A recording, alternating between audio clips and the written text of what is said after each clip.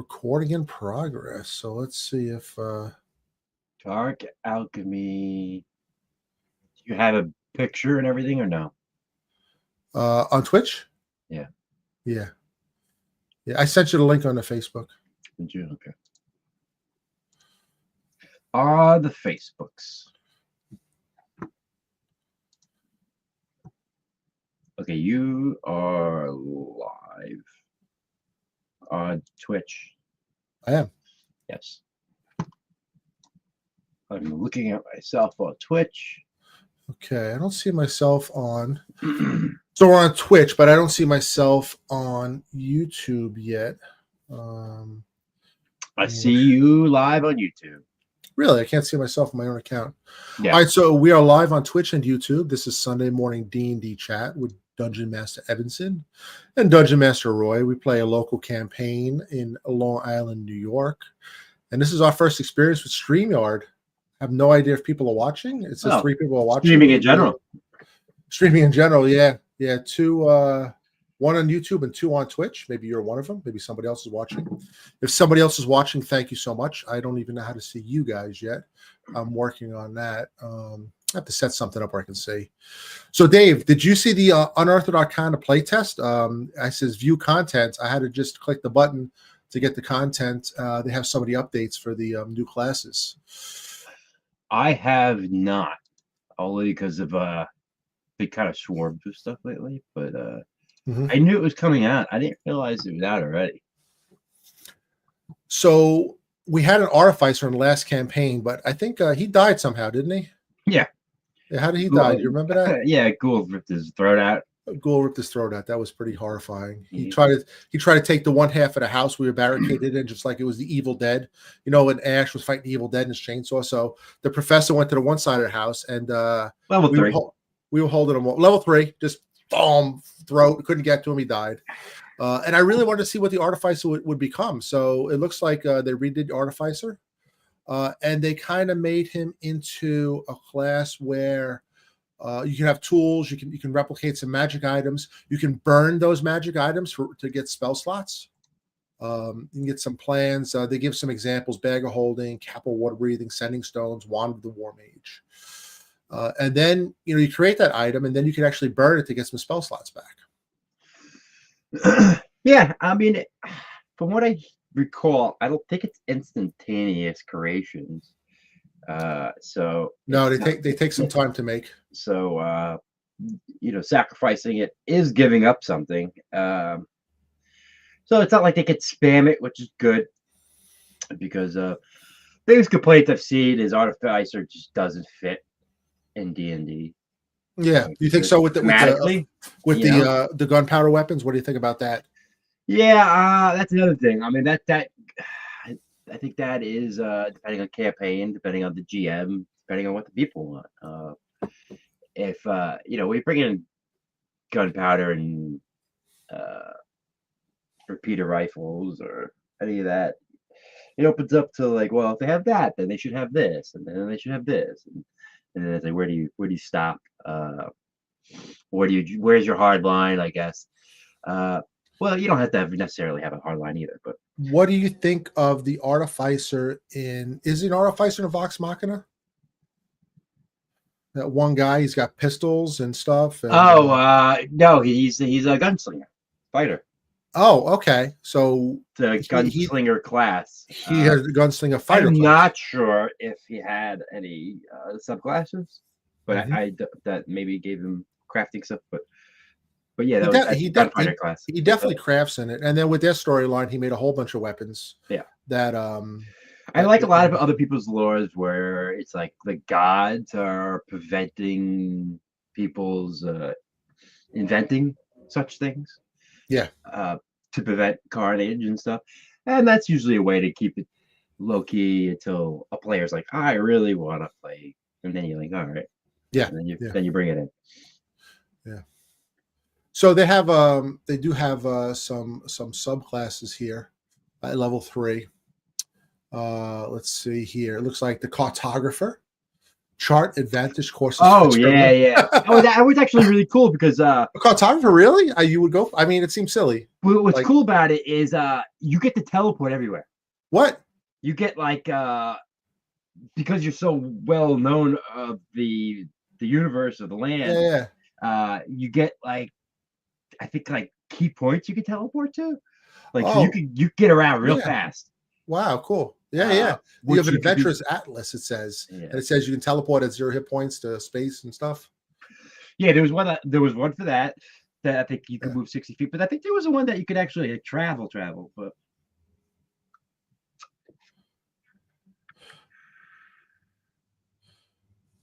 I'm talking to Dennis here on just my text message here. I said, give a watch. Just let me know how it looks. He says the video looks good. He can hear that we're talking about cartographer, and he I guess he likes that idea. The only thing I can't see on here is wait, I have a comment box on StreamYard. Oh wow, it looks I got this guy Swim. And all the heels went. Swim. I don't know if you're still watching, but thank you for watching. This is my first comment from Swim. I can actually see it on StreamYard. That's pretty exciting. If anybody's on Twitch, they can just leave a comment too. So that's even better. The healing. Oh wow. Yeah. So like that's cool. I like that aspect. If it's better than just the other class, I guess. Oh wow! And shooting one. Dave, level 5 portal jump is a bonus action. Teleport 60 feet to an unoccupied space. It's just a level 5 ability. It's just that there's your map. You pull up the map. You're like 60 feet's pretty far. Is that farther than? It's like I think that's a Misty Step. It's either 30 or 60. So Misty Step. I feel like Misty Step's 30, but I have to double check that. But respectable. I like that. Yep. And you get a little guy. You get a little guy. Day or? Let's see. That is equal to your intelligence modifier, minimum of 1. So 3 to 4, 2, 3, 4, or more. Yeah, 5. Yeah, more. Hey, and listen to this. Level 2 spell, Artificer spell, Homunculus Servant. You get a little guy to help you, just a little mechanical looking bird or something. You know what I think? Clash of the Titans, Bubo the owl. Remember that Bubo the owl? Man, I'm kicking it old school. Let's see. Bubo I don't even know if I'm spelling it right. Bubo the owl and Clash of the Titans. A little mechanical bird. Here we go. Can we see this here? I'm sharing my screen, but I'm not sharing this screen. Let's see if I can do that. Stop the screen share. And we're going to do present. We're going to share the screen. And let's see if we can do Bubo the owl. There you go. Bubo the owl. Oh no, I'm look at that. I don't want to I went to a different thing. So yeah, so that's Bubo. So he had let's see if I can see can we make this bigger? Okay, so yeah. So Bubo the owl was this little mechanical owl that flew around the Clash of the Titans and went to the gods, and I'm not sure who made him, but I guess it was some sort of the Artificer gods. Yeah, it was all stop motion too back then. Yeah. Oh, look at that, Dave. We're big again. So it's just us talking. I'm going to go back to present. Again, I'm just kind of learning this. Share screen. Absolutely. I mean, I like the smoothness of StreamYard. Yeah, that is nice. And how if we were using the other one, I feel like oh my God. So Scott commented, he said it changed my name from Dead Professor. Mechanical Grip from the Gods. Scott is Swim. He said it changed his name on YouTube for some reason. Yeah, Scott is Swim. That's so funny. Oh yeah, that's right. He was Dead Professor. Yeah. Maybe they didn't like the Dead Professor. Oh, here's the Homunculus Servant. It gives some stats on him: evasion, magic bond, dark vision 60. Not bad because you can see through him probably. You can channel the magic spells through him. Wow, that's actually pretty good. Okay, so Dragon Mark is the I believe Dragon Mark is the second one. Not really sure. Dragon Mark, yeah. So that's another. Oh no, maybe they're only showing one subclass. Is that right? Yeah, it looks like we have one subclass, and then we go to Dragon Mark feet. He has different marks. I'm not really sure. I have to read about that. But I guess the mark of making is a feat. So it's a dragon feat for the Artificer. It lets you always have the magic weapon spell prepared, and you can do some ability checks, raise your ability checks on artisan tools by D4 if you're trying to create something. They have marks of scribing, mark of the sentinel, mark of the storm. So I haven't read that, to be honest with you. I have to. Yeah, all the prereqs are for the campaign, but I'm sure they could. Yeah. Okay. Not So too broken. They could.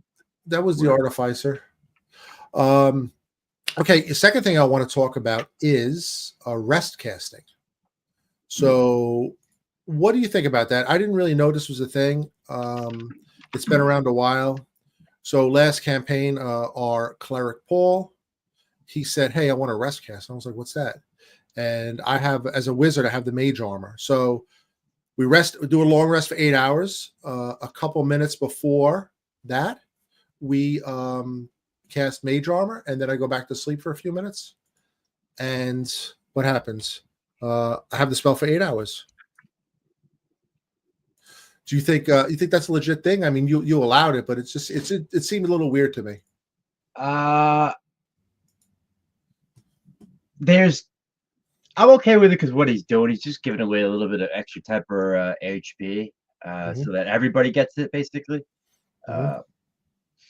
But there are probably ways to cheese it. I'm looking at some other house rules for resting, especially long rest.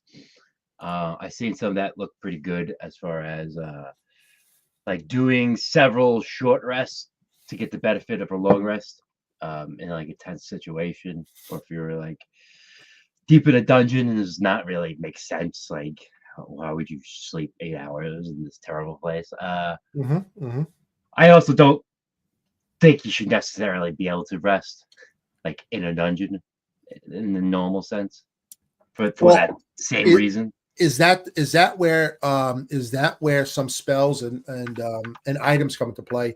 Darwin's Instant Fortress. You plop that down. You basically say, "Oh yeah, I can sleep in there." 100%. Like most of you guys have bedroll, the rope trick too. Yeah. Oh yeah. Most of you guys have bedrolls, but none of you guys have. Well, I should say none of you. Some of you may not have tents and proper sleeping wear for sleeping in a swamp or sleeping in a tundra. Stuff like that. So environmental stuff has yet to come into play for the group, just because we're new to the campaign. But there's stuff I've seen where a short rest can be taken anywhere over the course of 8 hours, where 6 of it must be spent sleeping and 2 of it may be light activity. I've seen that which I kind of like. Any rest can be interrupted by the following, which would be rolling initiative, casting a spell that is greater than a cantrip, and taking any damage. Okay. That one I think I might implement. Because you want to do any cantrip stuff, that's fine. But no, like I cast 9th level this, and then I go to bed and get it back 2 hours later or whatever. So I don't know if I'm cool with that. The cantrips I can see. I can create fire, start a fire. That's all cantrip stuff. Yeah, so clean up. There's a bunch of little tiny ones that are useful. Utility. For me, the 2 main ones would be mage armor, last 8 hours. The level 1 spell. Now, if I'm not able to rest cast that, and again, this is the first time I'm doing it. If I'm not able to rest cast that, I wake up, and then I know guaranteed I'm burning 1 level 1 spell slot. So I'm only have 3 slots for combat, and that can be enough because I have 2nd level, 3rd level spells, or getting into that.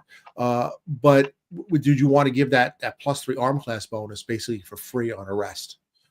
Basically, you get it for free, and then you're definitely giving out more basically action economy in that regard, because you have more spells throughout the day.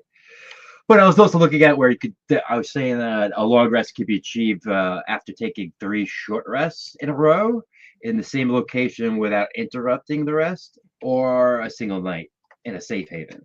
And I was thinking about doing that as well to make up for maybe not being ideal locations. Well, it's interesting that they say long rest 8 hours. right? Is that usually it's long as 8 hours, 6 hours? Yeah. But Yeah. like in real life, like I got the dogs woke me up, so I got 6 hours sleep last night, maybe 5 hours. Yeah. And I feel okay. Like in those other 2 hours, when I have time to cast a 1 hour ritual, Unseen Servant, get some of the wood, take care of the dogs, but I have time to cast a mage armor in that time. Maybe only allow utility spells or first level spells and cantrips. I don't know. Yeah. It's something I'll bring up to the group. I've seen some really good rules on it. As of right now, it's not an issue. It's a non-issue. But I haven't read every spell in the book memorized to the point where I could see potential damage in the future. But we're also good enough where I don't think it's going to be like I'm dying on this hill, can't change it. So it's something to think about. I like a lot of the rest things I see out there. I don't like I don't like that you're in the Underdark in a prison. You're gonna break somebody out, but let's just take a quick 8-hour rest in this. And no, oh yeah, no problem. And then, all right, let's go about our day. It's kind of cheesy and kind of like doesn't make sense. No, it doesn't make sense. But if you did the whole like maybe you had an alcove and you did like 3 short rests to get a long rest, and you had people watching it was a little more tense. I could get away with that, I guess. I guess you're kind of achieving the same thing, though. I don't know. So we did have in our current campaign, we're in the world of Evandor, which is one me and Scott created on Legend Keeper, and we'll go over that. But so we're in this town, the town of Hope, and there's some shenanigans going on. We think there's some mind control. The Village of Hope. The Village of Hope. Okay, because town would be bigger, right? Village is smaller. Major grain area, and let me stop sharing this little screen here. We'll go back up here. Cool. So we're in this village, and we have some wine control. So we go into the bar, and we kind of clean out the bar, and then we need to take a rest. There was a dungeon under it, a little I guess dungeon area. But then we're like, all right, we lock the door to the dungeon. We put a closed sign up. We barricade the door. We got a prisoner. He's mind controlled. We don't want to kill him. He's tied up. And then we take the long rest, but we kind of took those precautions, and you're like, okay, it's a secure building. Some people might have came even by and knocked on the door, right? But doing a lot of that prevented really for any problems because they saw it was closed for reasons. Yeah, and if you were in the Underdark, you'd have to barricade that prison or go down into a cave and then put a watch up or something, and then do the same thing. So how do you do wandering monsters, Dave? If we were barricade up somewhere, do you actually roll? Do you plan it?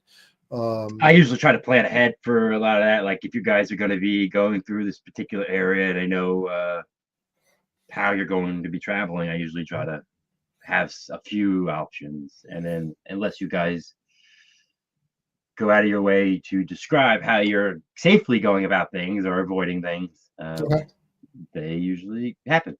Cool. Unless you guys do something smart and outthink me, and then I go, all right, that doesn't happen. Nice. Yeah, I love the campaign. I think you're doing a great job on it. I'm really enjoying the level 3, 4, 5. We're in there. It really feels like a dungeon crawl. We're not too powerful. 40 hit points for a wizard. It's like I'm a little scared. And speaking of a little scared, now I don't have a picture of it, and I do want to mention it. Maybe we'll go into a little more depth another time, but the murder goblins. And I didn't mean to blow surprise. You were just like, Santa doesn't exist. I was like, wow, guys. I'm like, those murder goblins come out. So can you tell us what the murder goblins' ability is? Because it's horrifying. I mean, they're simple goblins. The fact that as long as they hit on an attack, they keep attacking. So they only have one attack, and usually 8 to 12 hit points. I think a +4, +5 to hit. Okay. And they have daggers. Dagger. So it's like D4 +2 or +3. Okay. But as long as they hit, they keep attacking, and I get pretty hot sometimes. So I think I got like 3 attacks in a row on Scott's character. And 3 or 4. 3 or 4. Yeah. Is it that? So against a fighter, 18, 19 armor class, 17, maybe not a little harder. Not so scary. But Scott's sitting at a 13. I had major armor up. I was a 17. But you managed to get behind to Scott and +4 to hit. You need like a 9 or a 10 to hit. Yeah, And and originally I didn't see the bard because the bard was hidden, but the bard would have been attacked, and it would have been just as easy probably for that as well. So yeah. And I'll tell you, I think Scott's sitting around 38, 40 hit points also. yeah, He is a sorceress with and Scott still thinks he's a monk. Going yeah, first. yeah. You can't go first. Yeah, exactly. And then this thing hit, and he was at 38, and I think he did about 17, 18. It's like, and he even said, I just went to half hit points. And it's like, Yeah. it's like, what? Really? Oh my God. It was like it was just a murder thing. So, but then we actually torched him. We had some dragon breath spells, we took them out, but yeah, they messed us up. So are those from originally Pathfinder or from D&D? No, those are D&D. Those are D&D, and they're from the they're actually from the Critical Role Tal'Dorei campaign book. Oh, I don't know if I have let's see. Do you happen to know the name of the Tal'Dorei campaign book?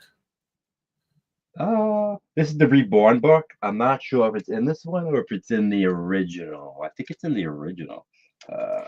I could double check. What's the name of that cover, Dave? This is Tal'Dorei Reborn. I'm looking on what's it called? I imagine it's got to be in here. D&D Beyond. D&D Bonds. Yeah. So moving forward, if we discuss stuff, I think what I'll do is I'll have the scanner, or if you could scan it or take a picture of it, and then in StreamYard we can put these assets. To share the screen. So yeah, I can send you all those if you need the photos and stuff. Yeah. We got the let me see if I can look up let's see if they're in the 2014. You know, Dave, I have to add you to this and see if you'll be able to share your screen stuff too, because you should be able to. That'd be good. I could share one thing. So let me share the screen I have here, and this is just going to be Monster Manual just for practice. All right, so we're looking at some goblins here. Again, he's not the murder goblins. They're considered Fey now. The goblins. What do you think of that? Is that to make people not feel as bad killing them? I'm killing Fey. I'm not killing a humanoid. Oh, Dave left. I didn't even say I was too busy.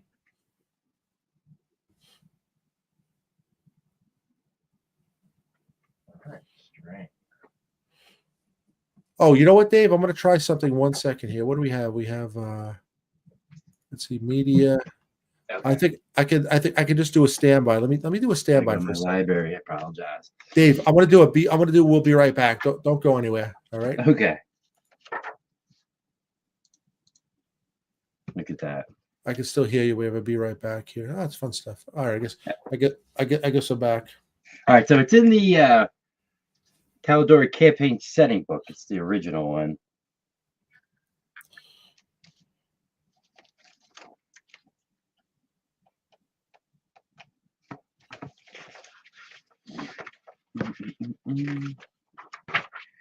And they're actually called, they're not called murder goblins. That's what I call them.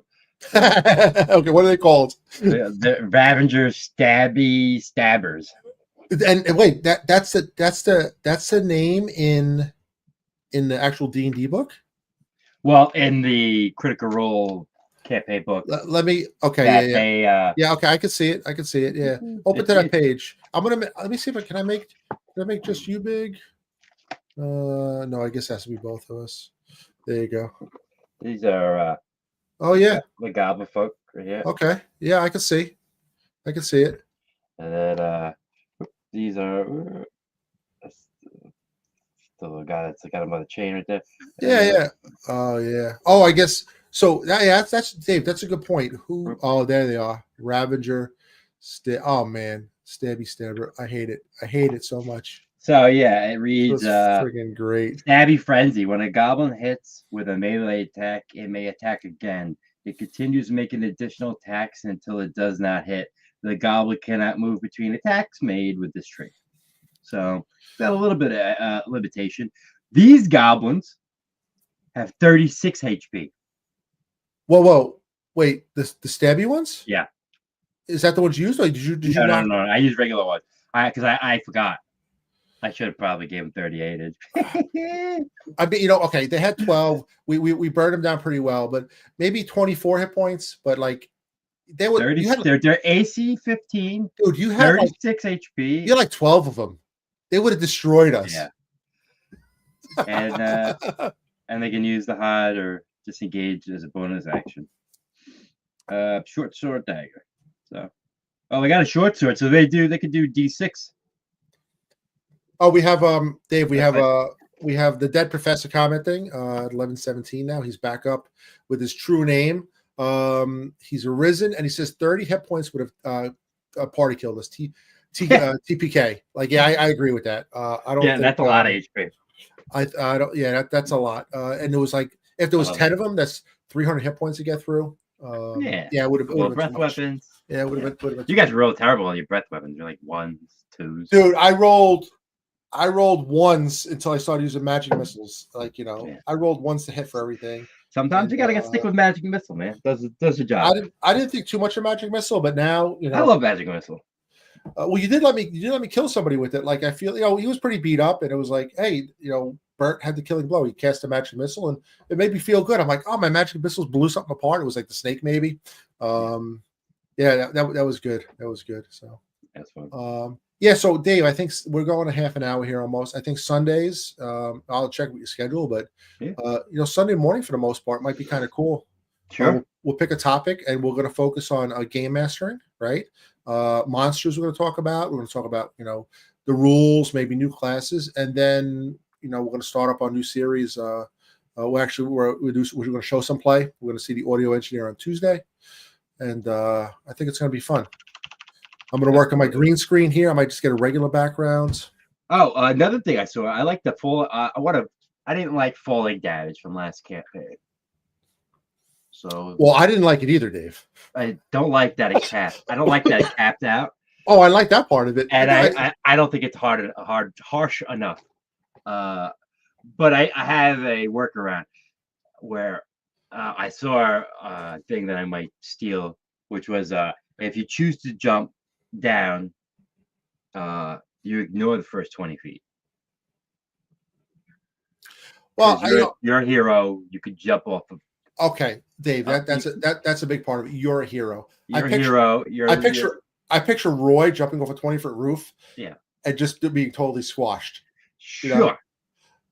But you can cast spells, and you haven't been adventuring and fighting for your life for the last, Well, what about we have a dragonborn? Well, yeah, if you jump off one story roof, you could survive if you plan it, and you roll with it. And yeah. People do it all the time. You could watch videos on YouTube right now. The parkour stuff. Yeah, people definitely have done it off of 2-story windows as well, 2-story buildings as well. I've seen that. Yeah, so I think 20 feet reasonably. Bumble. Scott said the bumbles bounce.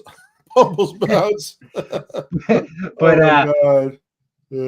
I like the fact that if you're pushed off or whatever, you take 1d6 for every 5 feet.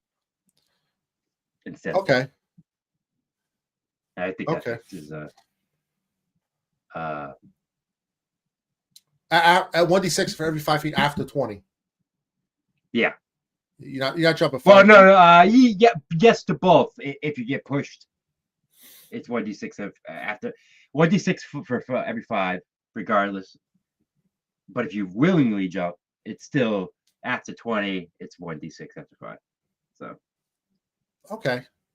Well, we have to test it. Hopefully, monks pretty much ignore it regardless, like 300 feet.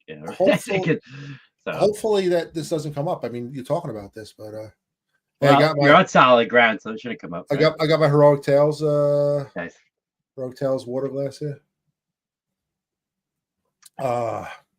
What kind of camera are you using, Dave? I am using a Logitech. You got a creative, Some it's probably like 5-6 years old at this point. Okay. Yeah, I don't know how the quality's a little, but I think my lighting's fucked up, so I gotta kind of adjust that to get that proper. I gotta get the lighting fixed on this window here. That'll help, and then cover up behind me. Yeah, my room's all gray, so I think I have some lights reflecting off the gray. I have a window next to me, but I'm gonna get some front lighting too. I'm gonna try to add you to StreamYard somehow. I was reading about that. Yeah, other than the you have the wall behind you looks like a real wall. I mean, but when you move around, it like the outline. I think the outline of your head, like in between. Yeah, in right between here. You can see it. I don't like it. It looks good otherwise. So, Yeah. See, I put my hand here. Can you see my? I built this like crate just to. Yeah. I can't say I built this crate just to put stuff on top of, but actually, it's funny. Your hand's gone. I know the green screen actually covers it in. So I might get I can plug into this mic, like I said, in the back. So I might get some headphones that plug in, but maybe I'll just get the ear ones just so I can listen. And you won't be able to see. Yeah, you don't really need a. I don't need a full headset. No. I don't like the full headset. I want to be able to hear you, I mean, I guess I could do it with the speakers too. But they said there might be some feedback. So you'll pick it up on the mic. Yeah, no, this is cool. I like your mic setup. You got the arm sitting there. And so we're playing this Wednesday. Is that correct? Yes, we are playing this Wednesday. D&D Wednesday. Tuesday, we're doing a little audio prep, and then let's go. Oh, so I want to. Man, I got such a bug. I need to run this game. What's that? Blood on the Clock Tower. So what is that about? Tell me about it. It is. It's fantastic. So I heard that the creator went to a werewolf game. He was in it. He got killed first as a villager, and they proceeded to sit there for 2 hours while they voted out people one by one, and he had no more interaction. And he said, "This is dumb. I'm gonna make a better game." And he did. And so it's same type of premise, social deduction game. Okay. But everybody has a role, everybody has an ability, and even when you're dead, you can still cast a vote at least once, and you still are useful for information. I like that. Very cool. And it's a lot of the storyteller has like a open book, and he's got basically the roles laid out in like a circle, like a little coins you pull out of a bag. So everybody gets a random role. So you might be the townskeeper, you might be the poisoner, you might be the minion, you might be the imp, okay. you might be the undertaker. And the undertaker gets to, if someone dies, the next night you get to look at them and basically dig them up and determine what they were. Mm-hmm. So if they were what they were saying, or if they were something else. Then there's ones that are like the drunk. So I'll determine before a game what role is a drunk. So when they pull it, they go, "Oh, look, I'm the investigator," but really they're the drunk. So all the information they're going to get all throughout the game is going to be wrong. So and they don't know that until like the group will know that there's a drunk, but they don't know who's the drunk. So there's a lot of like who's giving good information, who's giving bad information, who's lying, and you're trying to figure it all out before evil wins. So Dave, how many players do you think can play it? It could go up to 20 players, but I think ideally 8 to 10. Can you see the screen now? Yeah. So what's in the box? A rule book. It's 99 unique characters. Yeah. So they have scripts, basically they call them, and those are scenarios, and those scripts have X amount of characters. You have this already? I'm borrowing a copy from Chris. But so it's something I'm buying permanently. The production value looks awesome. Like it was really high. The reason, it's out of print, I believe, and the resale is high, but you get a lot. You get 20 handout sheets, the high quality, so you could look at each role for each scenario that you're in, so you know what potential people are in play. So you get to carry that around while you're hearing information, and people are like, and you go, "Oh, you're saying you're this, so you should know this." And so it's a lot of that. Like it's such a great game in that regard. Did you know that there are 4 editions within the game? Yes, those are what I was saying with the scripts. So those are basically campaign. Each one's a campaign. Each one's its own thing, its own scenario. Definitely have their own extra characters, unique roles, all tied for that story. So the first one, Trouble Brewing, is the starting one, which I'll be running. A little bit of everything. Some characters passively receive information and need to take actions to learn who they are, while some characters simply want to bait the demon into attacking them. So, did you know that the werewolf game was originally created to prove the fact that deception wins over truth? Yeah, and it's like kind of a statement on our modern society that media that deceives you will win out over media that tells the truth. Like, yeah, believe it. yeah. So, but this guy, he didn't care about that. He just cared about. No, he wanted a fun game that everybody gets to play. Yeah, like, this sucks. Bullshit. Yeah. And it's so true. It's one of the reasons why I was like, werewolf. I was like, oh, that's a cool concept. But I played it a few times. I'm like, it's just lacking too much, because if you don't have people that like to argue or defend or make cases, then that person just sits there quietly the whole time, does nothing. And then you have the people that once you get killed, then you sit there and do nothing. And well, you know when it does work, it works at Gen Con. They have the werewolf night. Yeah, but even then, like that, it's cool that there's 100 people there. But then you're really not doing anything other than going. If you die, you go to the next one. Yeah. So you don't get stuck sitting there. You're still just voting. You're just going. You're not really. Do you think werewolf is better with friends and people you know? Because like you know. I think the actual base game werewolf is better either way. It works well at Gen Con because you don't need to know, how your friends think. Where this game I think works better when you know people. Yeah. Because of there's a little more hands-on. This encourages people to be like, hey, Roy, let's step out of the circle, go into the next room. Oh, nice. I like that. There is very there is the town square, then there's like the fish market, and like another section, and those are the 3 sections you can go into. So if you're playing a house, it'll be the kitchen, the living room, and maybe the garage, and those are the only 3 spots you could talk. And then when it's time for like town square, everybody comes back and does their debating and talking. And then there's nominations. And when nominations happen, like you will stand up and like stand on a podium and present your case. And then you will defend. The next person will go up there to defend themselves.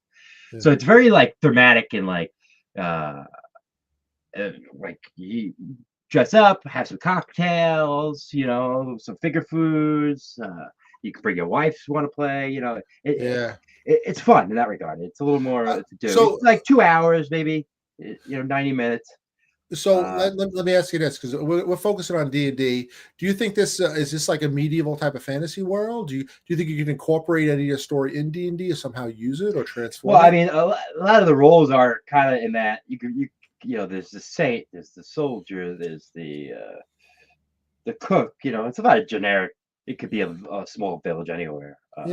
That's cool. Maybe that might be. I'll tell you, this is got me wanting to run this more than D&D right now. Oh wow, really? Okay, yeah. Well, it just seems a lot. It just seems fun because at the end of the day, you are doing a lot of storytelling still because you're changing. You're giving information and you're doing a lot of behind the scenes stuff at night. So it's interesting on the GM's perspective. Well, what you do then is you get people together and you do like a potluck dinner that's D&D tavern based, Dungeon Dragons drinks. I'll make meat pies again, something like that, and then you invite people over, and then not even sit in a circle. You have like when we have a party, we'll move some tables around downstairs. No, it's perfect for that. If you ever want to do that, we can set it up. We can come over to my house and we'll make a D&D night with drinks and food and stuff. That'd be good. We're just getting that with Chris and Rich because try to get their schedule to work. And we're gonna run a big event, and if we need to, we're gonna make it a Lord's event. So. Okay, cool. Maybe we'll do it twice. Maybe we'll do it. Definitely. I'll Scott and the family, Steve and the family, Paul and the family. Yeah, with our group, and then maybe one or two extra people, we got it right there. With our Wednesday night. Well, maybe with the wives, like they would. Yeah, absolutely. Because that's another. As long as they're 3 or 4 people, they like that kind of stuff. They're a big game for this. I think if you do it in the context of have some drinks, sitting on the couch type of stuff. Yeah, that'd be good. Yeah, that'd be good. So, all right. So, Dave, I enjoyed this. We're about 40 minutes. Excellent. Yeah, maybe we'll do Sundays. I'll talk to you off camera about maybe what the next kind of theme will be. What rules we need to go over, and then I've been taking pictures and recording a little bit of the game. I'll try to do a little bit more, And Yeah, I appreciate that. No, we can talk about that too. Like, I hey, actually got you something too. oh, what'd you get me? Got you a So- gift. something for to prevent me from falling. A ring of feather fall. Nothing like Okay, that. cool. Well, whatever it is, I look forward to it. So, Yeah, you'll see it Wednesday. all right, sounds good, brother. Thank you. I appreciate it, All right. and I'll talk to you Good seeing soon. you. Adios.